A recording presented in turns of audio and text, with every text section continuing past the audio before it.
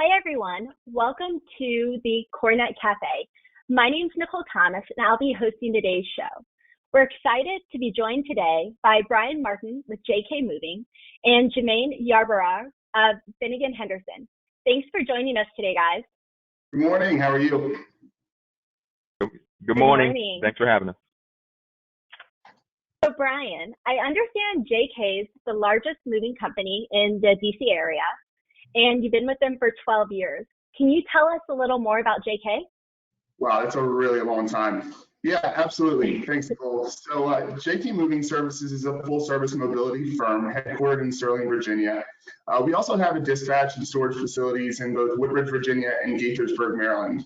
While moving and storage has most certainly been our core competency over the past 30 years, the ever-changing market and the environment has forced us to really diversify our service offerings, which now really include IT technical services such as PC disconnect reconnect, monitor installs, server relocations, and also decommissioning of assets to spaces and high voltage and low voltage cable abatement, and then also most certainly document management and warehousing and inventory management.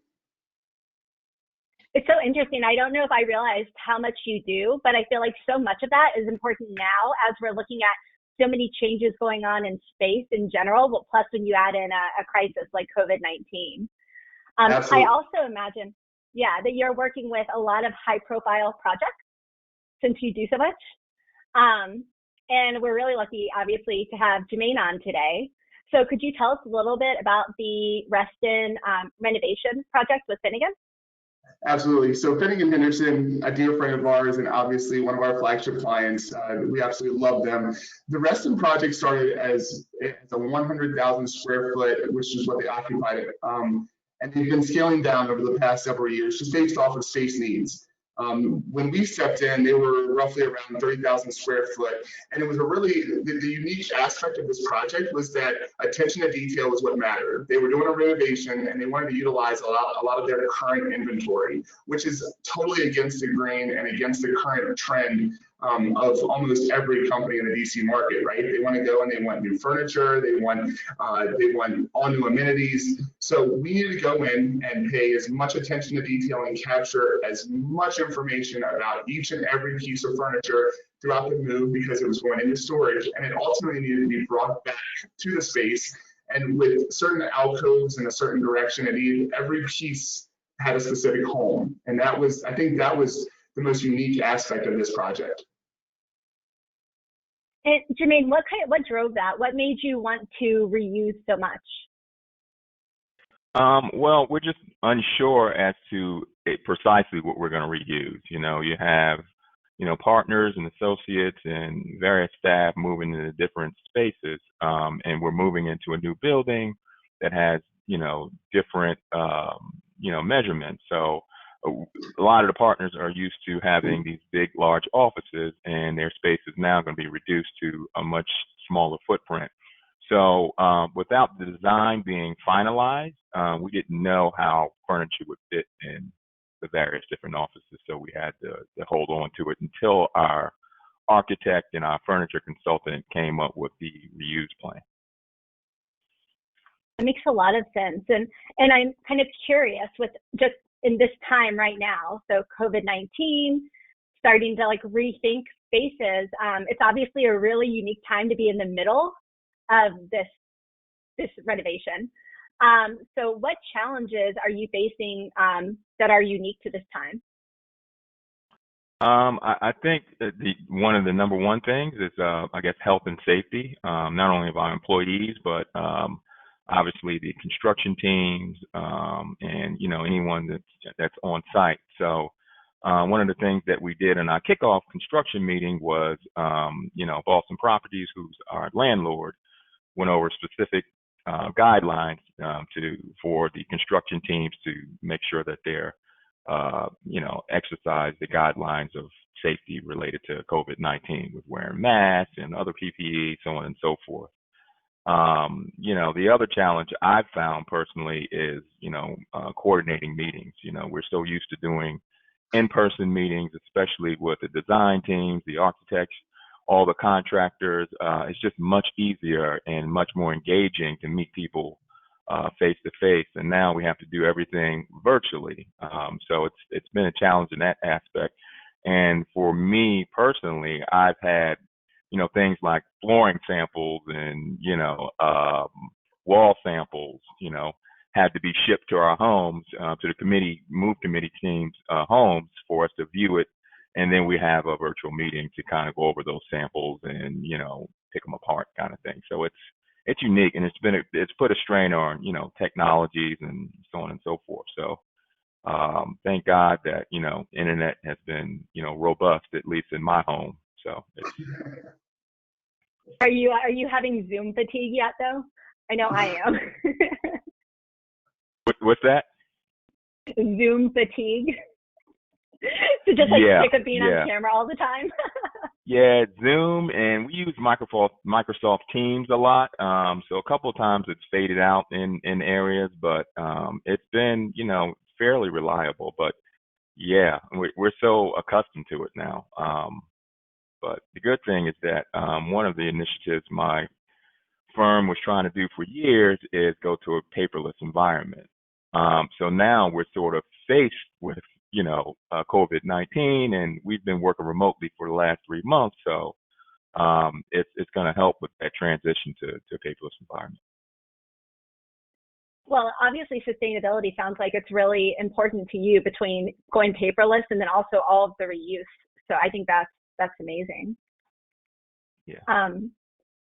But when I look at this and the conversation obviously with Boston Properties and the PPE and all of these changes that, everybody had to make on the fly, right? Suddenly in March, everything changed. I imagine there's a lot of impact to budget and schedule.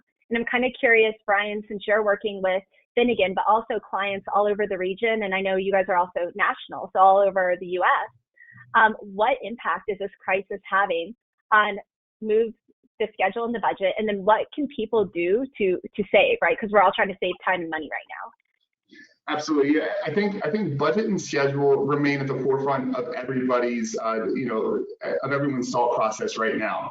Schedule seems to be taking a little bit more precedent over budget during this time. And when I say that a little bit loosely, but what clients are asking now, because no one is in the offices, is they're asking more and more about what your service offerings are. And I think that this is not just in regards to the relocation industry, but this goes, I think, across the board.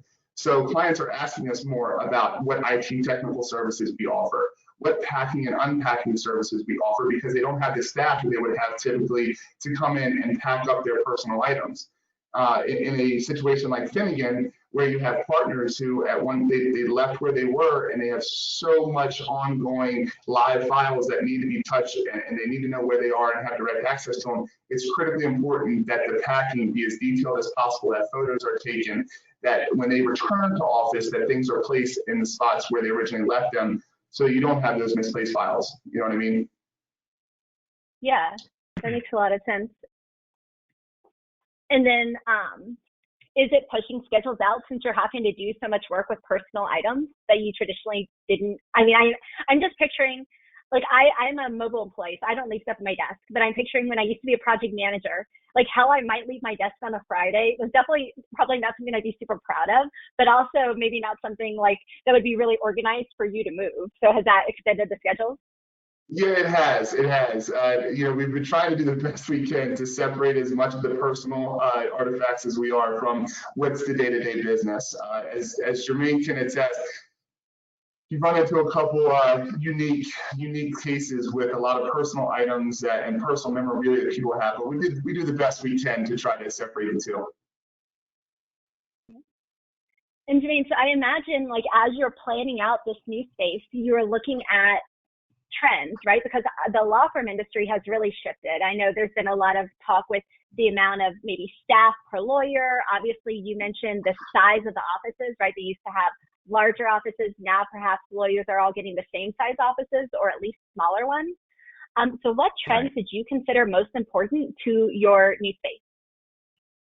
I think first and foremost is making more efficient use of our space. As Brian and I've both remarked on, we had too much space throughout the 15 years that we've occupied our current building. So We've wanted to utilize our space more effectively. We've had some unused areas, like libraries, which are not as prevalent as they used to be in law firms. So those have been downsized. Secretarial stations and other areas that really we had, just too much space. And again, partner office sizes. We explored a one size, partner office option. We ended up not going with it, but I know a lot of law firms are moving to the, one size partner office option, and just reducing attorney office sizes in general. And obviously a much more open space, a much more modern space. We've been there for so long, you have things that are, quite dated. With how we operated 15 years ago is totally different than now. Meetings are much more, video intense. So we reduced our, conference room space a little bit more. So I think efficiency is the main thing, outside of the, the modernized, updates that you want to do. Jermaine, the record center also downsized tremendously as well, correct? What did you say? The record center was also something that we see that we're finding that are downsizing quite a bit because so many things are electronic. Yeah, that's a good point. So our record center and our mail room actually occupied most of our, C2 cellar level floor. It was this huge sprawling space where, the records department had, these mobilized shelving units that they had. It was just a lot of, space that they took up, and it was necessary at that point 15 years ago. But now, we're not going to that mobilized unit, and their footprint is being, I think they may have a fifth of what they've had, previously in the new space. And the same thing for the mailroom. We've just had to reduce in a lot of areas to, sort of cut costs and be budget friendly, and, sort of plan for the future too. Is some of that things that you help with, Brian, with the record center? Yeah, that fell into a lot of the decommissioning of what we did. We to Jermaine's point, over half of the record center was decommissioned. Almost more than half of it was all recycled, which, really helped with minimizing the overall carbon footprint. So Jermaine, so you started this project pre-COVID, right?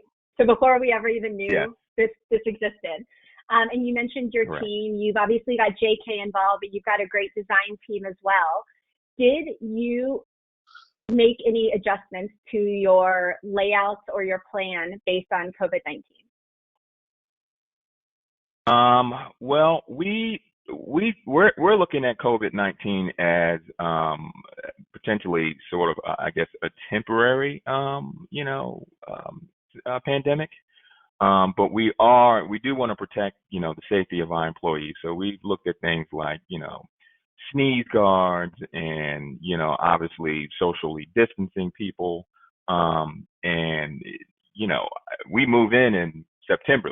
So it's only just a few months away. And so we really are under the gun to make sure that, we know what we're doing. I mean, the good side about it is we probably won't have a full capacity in our current office now. So we'll be able to move people's items a lot more effectively out of the office, obviously with their input. But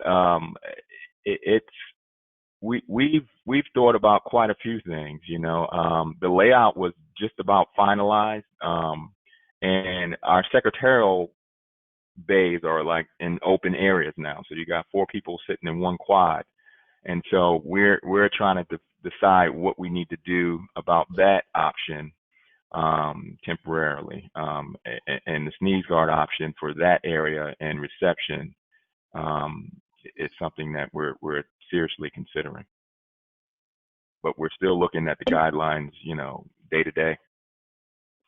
Yeah, it seems like they change fairly often, right? The new now it's like all about the mask. But I think I think you guys are probably in a better position than some, just because you have more offices, where a lot of companies are so open. I think it would make sense why you haven't had to make some drastic changes. But you mentioned bringing people back to the office. So out of curiosity, when do you think you'll start bringing people back? Like, if we look at that wave one, and what does that percentage look like?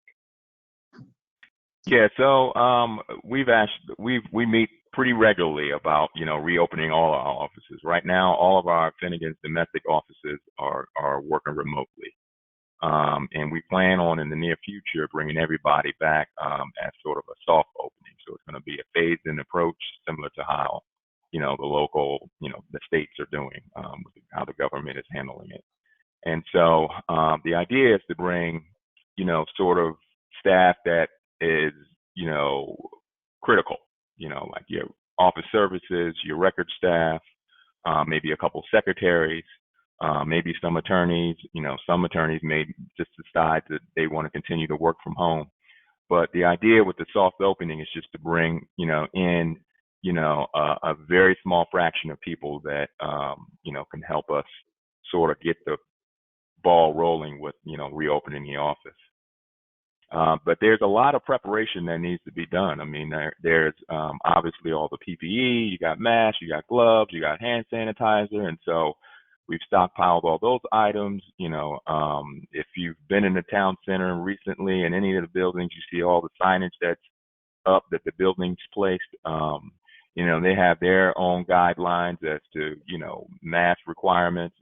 We'll have a mask requirement for visitors and employees. And so the safety of our staff, all of our employees is critical. And, I'm fortunate to work for a firm like Finnegan that really, really takes that seriously. It's not just, a talking point. They really stepped up in this instance to make sure that they handle it properly. They stepped out in the forefront since March, and here we are in June, and we're still working remotely. So kudos to Finnegan. And you mentioned, obviously, the space and bringing people back and doing it the right way. Who's on that team? Like, when you look at the communications channels and making these decisions, what roles are involved?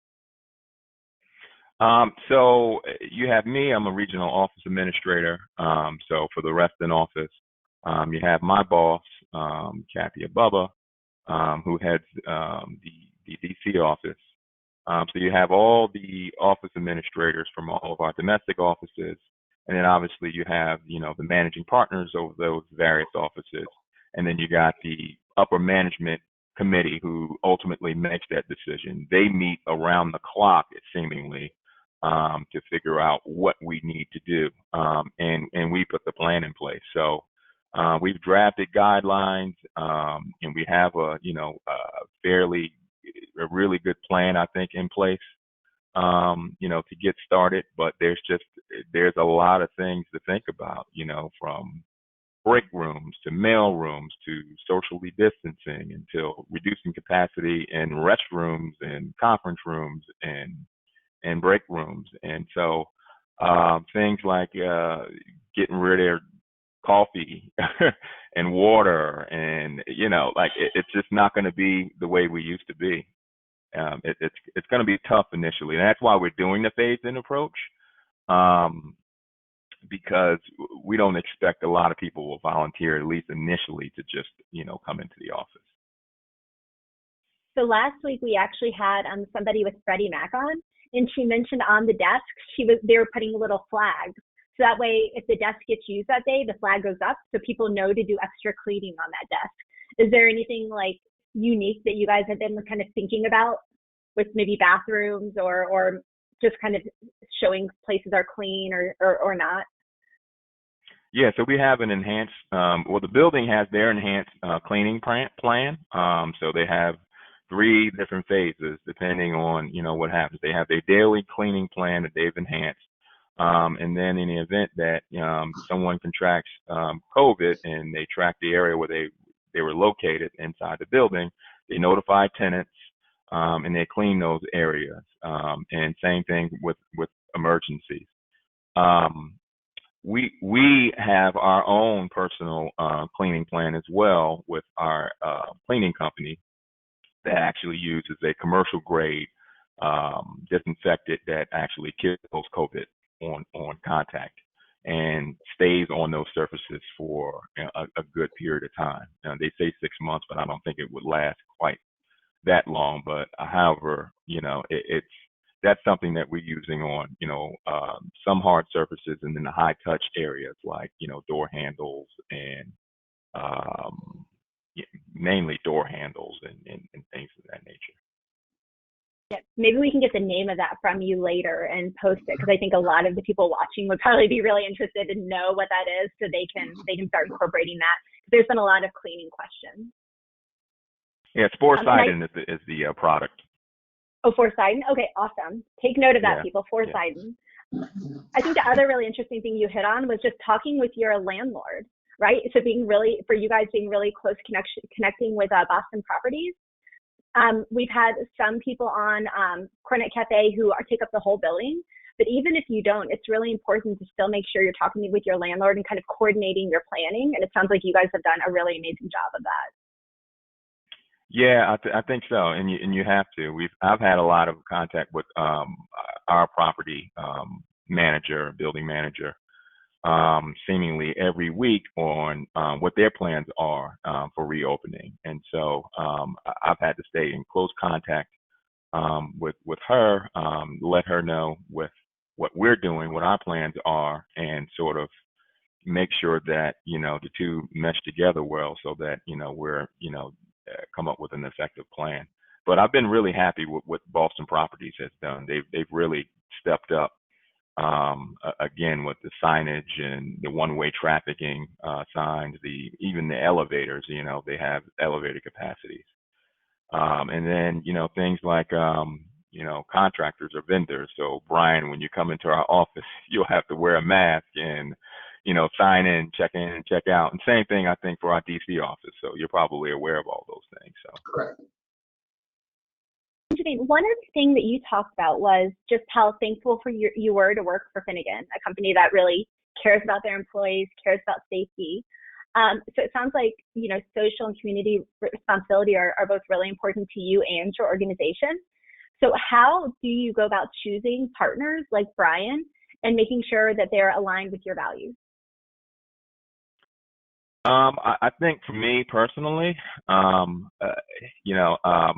I will say, just speaking on behalf of the firm, Finnegan, given what's recent events, social responsibility has really come to the forefront for a lot of companies. So just on Wednesday, the firm announced that Juneteenth is a holiday. So today is a firm holiday going forward. Amazing. Yeah, that is amazing. And then they also, have had, we have a robust, diversity and inclusion plan program throughout the firm, and they've had all sorts of resources and sessions, virtual, sessions with various different consultants to sort of get us through the COVID-19 pandemic, and any questions that we may have, any things that we're dealing with, they're there to help us, because you got a lot of challenges that people have faced, with family and kids, and it's a lot to manage. So that's been important. And Brian, what about you? So obviously, you're working with a great company like Finnegan and Jermaine, and how do you kind of make sure that your organization's really connected with their goals? So we do a lot. Our core values and our mission statement really talk to inclusion. It talks to mutual respect for everyone across the board. It's part of our mission statement, and it's something that we really instill upon everyone that works at JK, whenever they communicate or whenever they interact with anybody in the community, whenever they interact with clients.